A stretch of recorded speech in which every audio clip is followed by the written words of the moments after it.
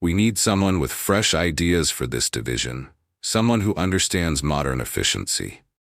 I'd been standing in that conference room for 30 years. Not that exact room. We'd moved buildings twice since I started, but the same position. Field operations manager. The guy who made sure driftline construction actually built things that didn't fall down. My name's Howard Ames, 61 years old. 30 years at Driftline, the last 20 overseeing every major commercial project in Columbus, Ohio. Had kept my head down, my sites compliant, and my crews safe. Never missed a deadline that wasn't killed by weather or supply chains. But Jordan Blake, our new chief operating officer, fresh from some tech company in California, looked at me like I was an outdated piece of equipment.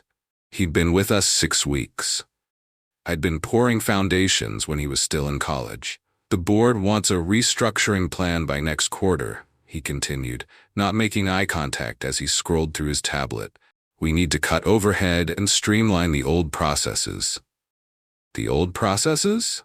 The ones that kept our building standing and our permits in order. I nodded and said, I understand. That was it. No argument, no defense, just acknowledgement. He seemed surprised by that, expecting pushback, maybe even hoping for it. Something to justify what I already knew was coming. The meeting ended with nothing decided, but everything understood. I was being phased out. 30 years of institutional knowledge labeled as overhead. When I got back to my office, a cramped space with filing cabinets and site maps covering every wall, I opened my bottom drawer. Inside was a thick blue folder I'd been maintaining for 8 years. Not for this day specifically, more like insurance against the day someone made a catastrophic decision. Every corner cut, every inspection rushed, every permit finessed, all documented, dated, and annotated in my neat block handwriting. Not that I'd done these things. I'd fought against each one. But when executives made decisions from boardrooms about timelines that couldn't work in the real world, I kept records. When we started work before permits cleared, I noted it. When we used materials different from specifications, I wrote it down. I closed the drawer without taking the folder out. Not yet. Maybe it wouldn't come to that. But as I watched through my office window, I saw Jordan shake hands with a young man in an expensive suit. They were laughing, looking toward my office. That's when I knew. I started at Driftline back when old man Franklin Dre still ran things. Frank had built the company from a residential contractor into one of the biggest commercial developers in central Ohio. He taught me that buildings were about people, not just profits. Every shortcut shows up eventually, Howard, he'd say during site inspections. Might be next week, might be next decade, but gravity and water always collect their debts. I took that to heart, becoming known as the blueprint man, the guy who followed plans to the letter, who knew every building code by heart, who could spot a potential issue before the first shovel hit dirt. When Frank retired and his son Thomas took over in 2010, things started changing. Thomas was ambitious, impatient. He wanted growth, wanted to compete with the national firms. Not necessarily bad goals, but his methods worried me. We need to be more aggressive, he'd say in management meetings. Everyone bends the rules a little. We're leaving money on the table being so cautious. The first time we started foundation work without final permit approval, I raised hell. Thomas pulled me aside. Howard, you're valuable to this company, but things have changed. Sometimes we need to start early to meet deadlines. The permits always come through eventually. He was right about that last part. They did always come through because I had relationships with every inspector and zoning official in the county. People who trusted me when I said issues would be fixed. People who believed me because for 3 decades I'd never lied to them. The blue folder started that day. Not out of spite, but self-preservation. If something went wrong, I needed to show I'd objected. Over the years, my objections became quieter. I still raised concerns, but I documented more and argued less. I became known as the old school guy. Reliable, but behind the times. Meanwhile, I watched young project managers get promoted based on how quickly they completed jobs, not how well they were built. I noticed how Thomas kept moving more aggressive people into leadership roles. 5 months ago, I met Jordan for the first time. 35 years old, with an MBA and no construction experience. Thomas introduced him as the future of Driftline's operations strategy. I shook his hand and knew immediately the slow fracture that had been spreading through the company's foundation for years had finally reached my office door. "Howard, we're restructuring the field operations division." Jordan sat across from me, flanked by Vanessa from Human Resources. 3 months had passed since our first meeting. In that time, he'd brought in consultants, held closed-door sessions with the board, and hired 4 new managers, all under 40, all with business degrees rather than construction experience.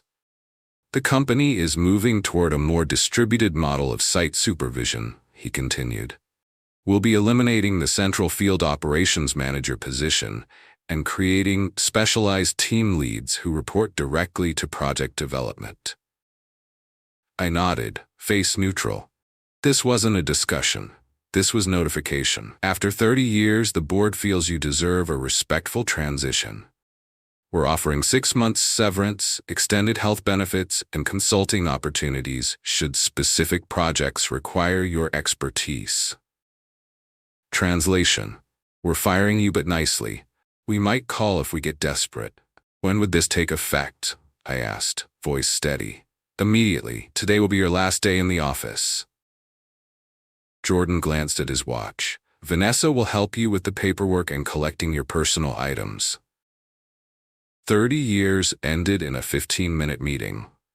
I didn't argue, didn't remind them that I knew every inspector by name, didn't mention the dozens of times I'd saved projects by calling in favors with city officials, didn't tell them that permits don't just come through eventually anymore.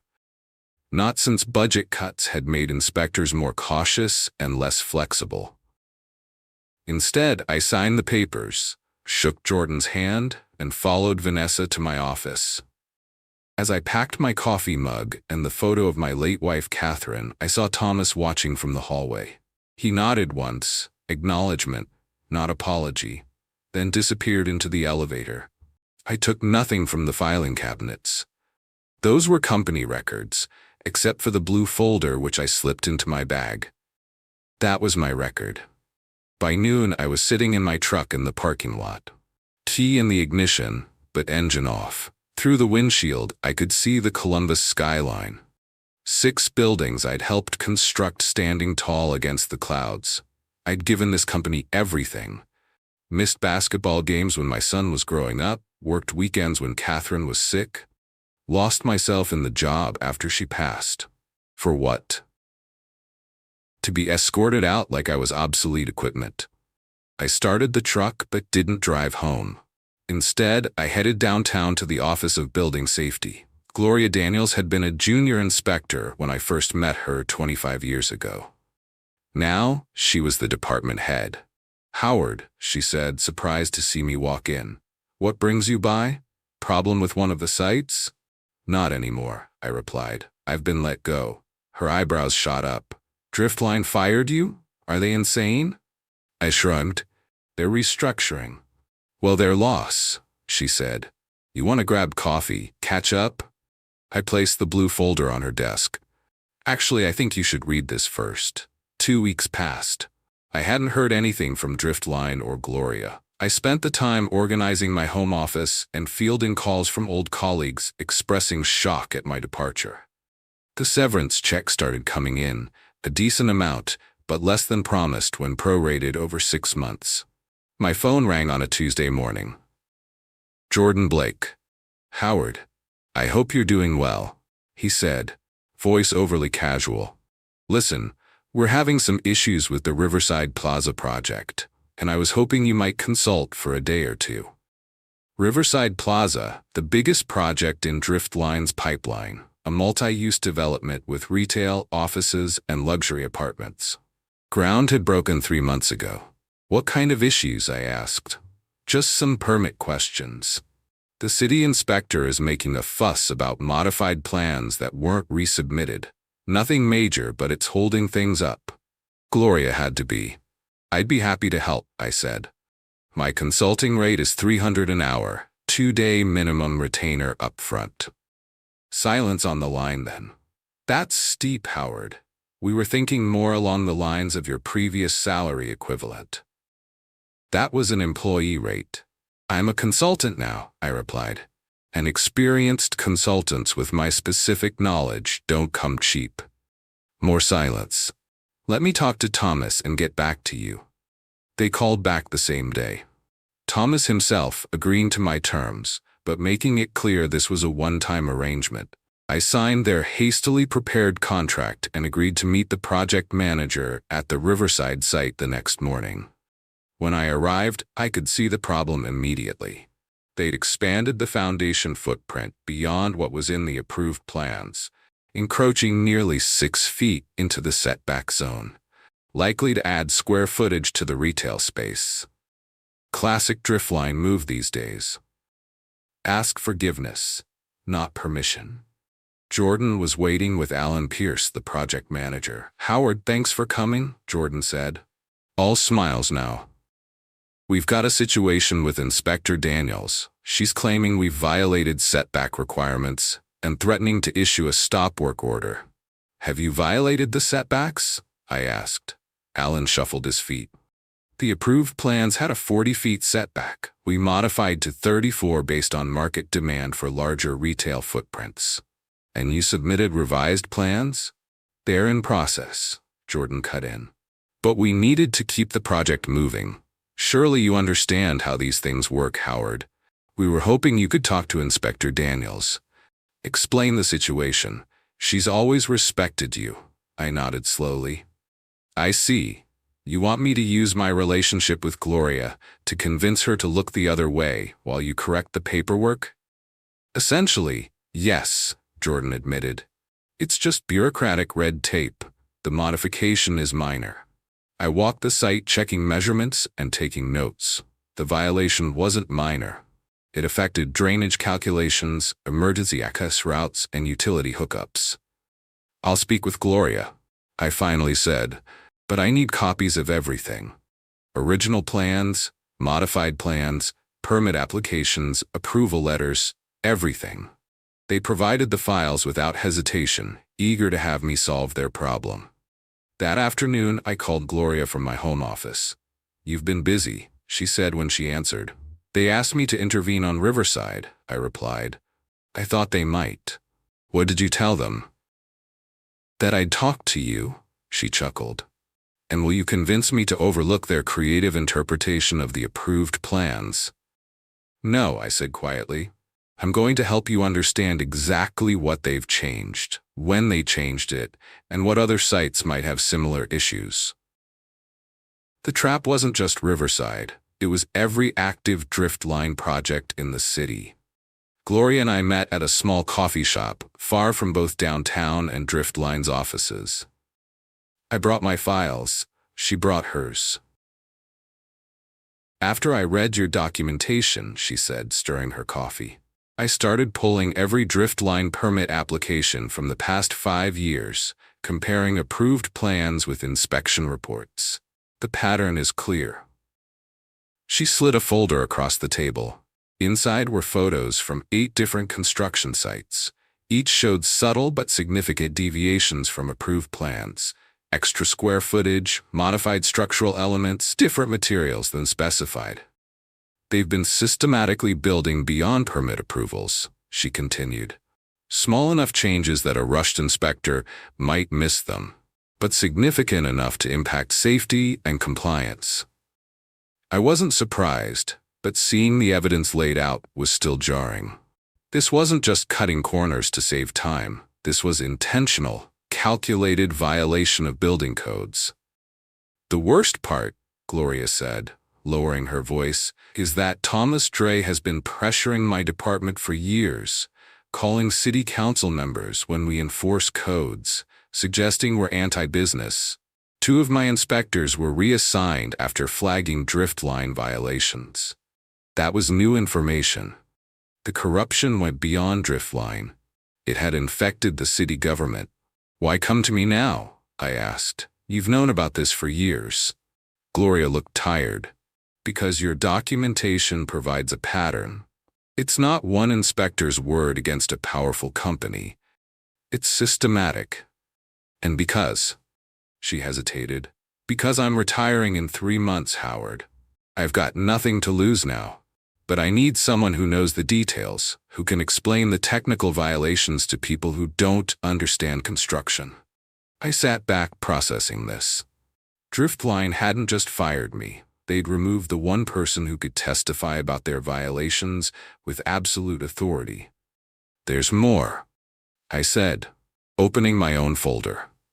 After they let me go, I reviewed my personal notes from the past 8 years. Every project has issues, but there's a pattern to driftlines. They're not random shortcuts, it's strategic. I showed her my analysis.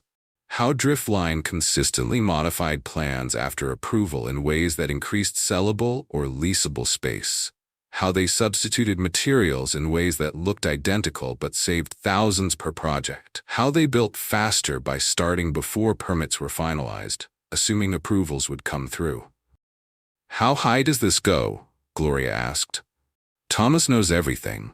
The project managers implement his vision. Jordan was brought in to streamline the process, make it more efficient, which means fewer checks and balances.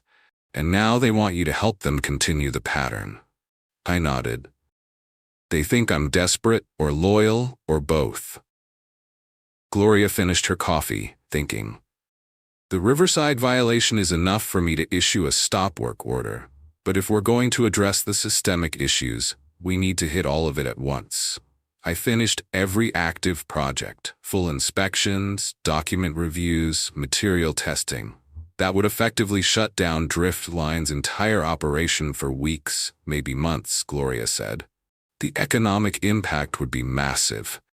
Jobs lost, projects delayed. "Projects that aren't being built to code," I interrupted. "Buildings where people will work and live. I've spent my career ensuring those buildings are safe. I'm not stopping now just because they took my job." Gloria nodded slowly. "All right, Howard, let's do this right. I need everything you have organized by project. Names, dates, specific violations. We'll start with comprehensive inspections of all active sites." I left the coffee shop not feeling vindicated but resolved. This wasn't about revenge. It was about doing what I'd always done, ensuring buildings were built right. Only now I was doing it from the outside. The next morning I met Jordan at the Riverside site as promised. He was anxious, pacing near the construction trailer. "Did you speak with Inspector Daniels?" he asked immediately. "I did," I replied calmly. "We discussed the situation at length." Hope flashed across his face. "And can we continue work while the revised plans are processed?" I explained the technical aspects of the modifications, I said carefully. The setback changes, the drainage implications, the utility conflicts. Jordan frowned. "That doesn't answer my question, Howard." "She's following proper protocol, Jordan. The modifications are substantial enough to require full review. You'll need to pause work on the affected areas until approval comes through." His face darkened. "That's not what we brought you in for." "You brought me in for my expertise in relationships," I corrected him. "I provided both. My professional opinion is that the modifications require review, and my relationship with Inspector Daniels means she explained the process thoroughly rather than simply issuing a stop work order." "This is," he snapped. "Thomas assured me you'd smooth this over." I maintained eye contact. "I've done exactly what my contract specified, consulted on the permit issues. My recommendation is to revert to the approved plans immediately or prepare for significant delays." Jordan stormed off to make a phone call, to Thomas, undoubtedly. I used the opportunity to speak with the site foreman, Luis, who I'd known for 15 years. "They've got you building outside the permits," I said quietly. Luis looked uncomfortable. "Orders from above. They said the revised permits were coming." "They're not, and more inspectors will be visiting soon. If I were you, I'd make sure everything that is being built matches exactly what's on the approved plans. Nothing more, nothing less." Luis got the message. He'd been around long enough to know what was coming. Thomas called me that afternoon, his voice taut with controlled anger. "Jordan tells me you've decided not to help us with the Riverside situation." "I helped exactly as contracted," I replied. "I provided expert consultation on the permit issues." "Don't play games, Howard. You know what we needed. You needed someone to help you circumvent building codes and permit requirements. That was never my job at Driftline, and it's certainly not my job as a consultant." Silence stretched between us. Finally, Thomas spoke again. "I've always respected you, Howard. That's why we offered such a generous severance. But if you're working against Driftline's interests now, we'll need to reconsider our arrangement." The threat was clear. Back off or lose the severance. "Do what you feel is necessary, Thomas. I'll be doing the same." I hung up and immediately called Gloria. "It's happening. Thomas just threatened to cancel my severance." "We're ready," she replied. "Inspection teams are being assembled. We'll start tomorrow with Riverside, then hit the other sites throughout the week. They'll try to clean things up once they realize what's happening. That's why we're moving fast. And Howard, the city attorney wants to meet with you. Your documentation is crucial to any potential enforcement action." The next morning, I watched from my truck across the street as Gloria arrived at the Riverside site with 3 additional inspectors and a city attorney. I could see Jordan's panicked expression, the rapid phone calls, the huddled conversations with site managers. By noon, construction had stopped completely. Workers stood in groups uncertain what to do as inspectors methodically documented every deviation from approved plans. My phone buzzed with a text from Luis. "What the hell did you do?" I didn't respond. This wasn't personal. It was about doing the job right, even if I wasn't on the payroll anymore. 1 month later, I sat in the back row of the city council chamber as Gloria presented her findings. The room was packed. Contractors, developers, Driftline employees, reporters. Thomas and Jordan sat in the front row, their attorneys flanking them. Gloria's presentation was methodical, devastating in its precision. Slide after slide showed documented violations across 12 Driftline projects. Material substitutions that compromised structural integrity, expanded building footprints that violated setback requirements, foundations poured before permits were approved. "These are not isolated incidents or honest mistakes," Gloria concluded. "Our investigation, supported by extensive documentation from former Driftline operations manager Howard Ames, reveals a pattern of intentional code violations spanning at least 8 years. Thomas turned in his seat, eyes searching until they found me. The look wasn't angry. It was defeated. The city attorney stood next. "Based on these findings, we've issued emergency stop work orders for all active Driftline projects. Additionally, we're requiring comprehensive inspections of all Driftline buildings completed in the past 10 years, at the company's expense." The chamber erupted in murmurs. This wasn't just a slap on the wrist. This was potentially catastrophic for Driftline. "Furthermore," the attorney continued when the room quieted, "we've referred this matter to the district attorney for potential criminal charges regarding the falsification of permit documents." Jordan's face went pale. He'd signed many of those documents after taking over operations. I didn't stay for the rest. I didn't need to see Thomas making statements to reporters or Jordan huddled with attorneys. I didn't need to witness Driftline's public unraveling. As I walked to my truck, my phone rang. It was Peter Hammond, owner of Ashenbrook Supply Co., one of Driftline's competitors. "Howard," he said when I answered, "I heard what happened. We should talk. I need someone who knows how to do things right." 6 months later, I stood on the 19th floor of a half-finished office tower in downtown Columbus, watching as crews installed steel framing precisely according to specifications. The wind whipped around me, but I barely felt the cold. "The city inspector signed off on the modified drainage plan," said Megan, my new assistant at Ashenbrook Construction. "Said it was the most thorough documentation she'd ever seen." I nodded, satisfied. "Good. Schedule the concrete pour for next week, weather permitting, and make sure the environmental monitors are in place before they start." My phone buzzed. A news alert. I'd set up notifications for anything mentioning Driftline construction. The headline was brief. Driftline CEO Thomas Dree steps down amid ongoing investigations. I put the phone away without reading further. Driftline had survived. Barely. The stop work orders had eventually been lifted on projects that could be brought into compliance. But the company had lost millions, its reputation shattered. Jordan had resigned 3 months ago, quietly returning to California. My new office at Ashenbrook was smaller than my old one at Driftline, but I didn't mind.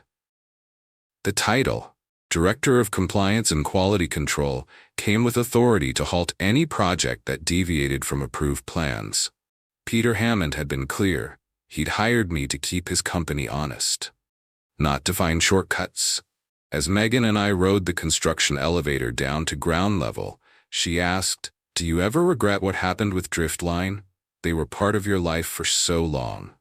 I considered this as we stepped onto solid ground. Around us, the construction site hummed with purposeful activity. Every worker, every beam, every bolt was exactly where it should be. "No," I finally answered. "I don't regret doing the job right. Never have, never will." I looked up at the rising building. Straight, true, and built to last. Just like it should be.